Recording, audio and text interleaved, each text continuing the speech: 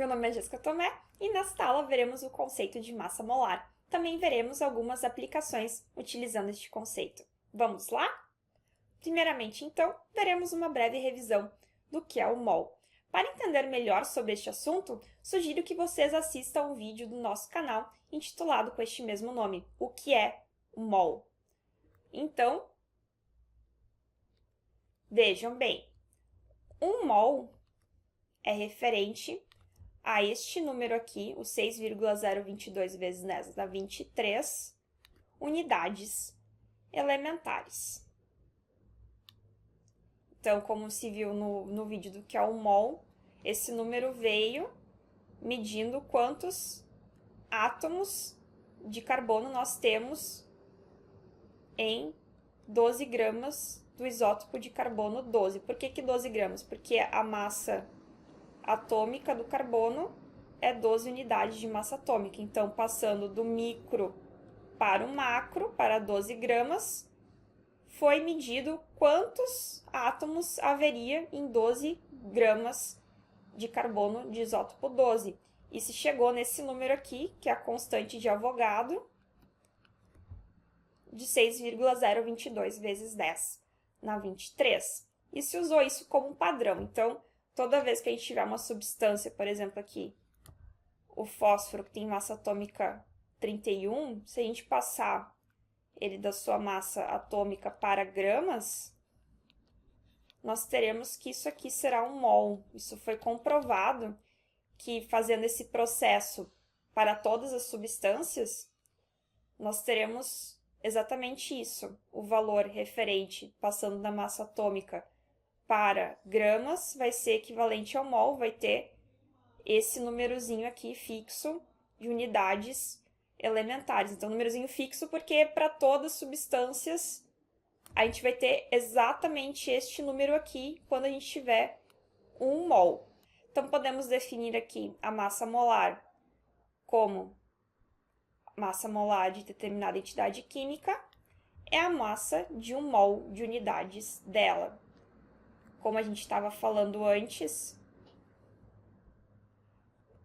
1 mol é referente a quantas unidades elementares. Essas unidades elementares podem ser moléculas, átomos, íons, prótons, nêutrons, elétrons, mas falando aqui nos exemplos, no caso de substâncias elementares, ou aqui de substâncias iônicas, né? Nós vamos ter aqui, por exemplo, como eu falei antes, a massa molar do fósforo é 31 gramas por mol.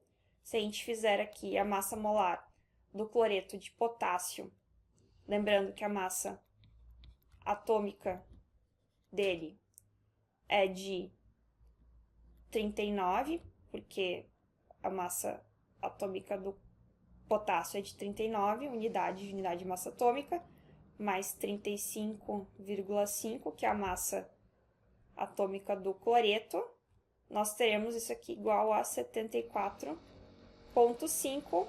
U passando para gramas, 74,5 gramas. Isso aqui é 1 mol, é a massa molar do cloreto de potássio. Teremos aqui a mesma coisa para água, que eu relato aqui que é 18 gramas por mol, e para sacarose, que é 342 gramas por mol, que aqui, lembrem, reforçando mais uma vez como funciona, nós vamos ter aqui 12 vezes 12, porque é 12 unidades vezes a massa atômica do carbono, mais 1 vezes 22, porque a massa atômica do hidrogênio é igual a 1, mais 11 vezes 16, porque a massa atômica do oxigênio é 16.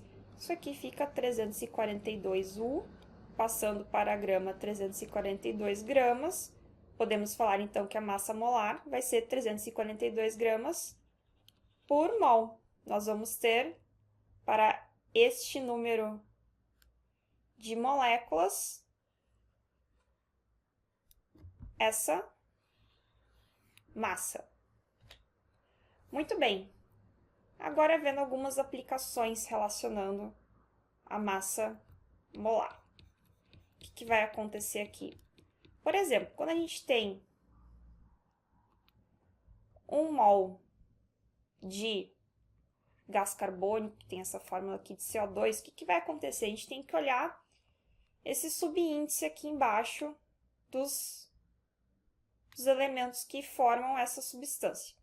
Por exemplo, aqui a gente tem apenas um carbono, então isso quer dizer que nós vamos ter 1 mol de carbono. E aqui a gente tem esse 2zinho. O que significa? Nós teremos 2 mols de oxigênio. E aqui a gente pode ver bem semelhante no caso da água. Nós temos esse númerozinho aqui embaixo de 2, então nós temos 2 mols de hidrogênio e aqui de oxigênio nós temos 1 mol. Como se constituem as ligações dessa substância? Esse tipo de assunto nós veremos em outra aula, mas o importante para saber nessa aula é que esse subíndice aqui é o que nos fala quantos mols a gente tem de cada elemento. E agora falando sobre reações químicas, o que vai acontecer? Aqui a gente tem uma reação de dupla troca de neutralização, que será conceitos que serão vistos em outras aulas, mas o importante saber é que aqui na frente a gente tem um índice, e aqui, como não está escrito nada, a gente tem o índice 1. O que acontece aqui, então? 1 mol de ácido clorídrico vai reagir com 1 mol de hidróxido de sódio, formando 1 mol de NaCl mais 1 mol de água. Então, esse índice que vem aqui na frente, ele vai determinar quantos mols a gente tem de cada substância reagindo ou sendo produzida. Agora, vendo um outro exemplo aqui. Podemos ver aqui que agora nós temos um índice 2 para o hidróxido de sódio. O que vai acontecer?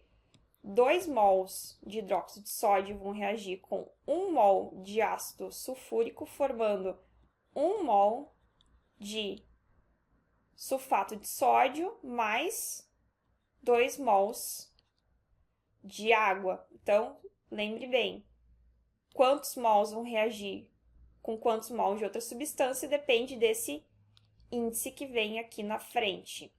Espero que tenham gostado, curtam, deixe seu comentário, se inscreva no canal, bons estudos e até mais!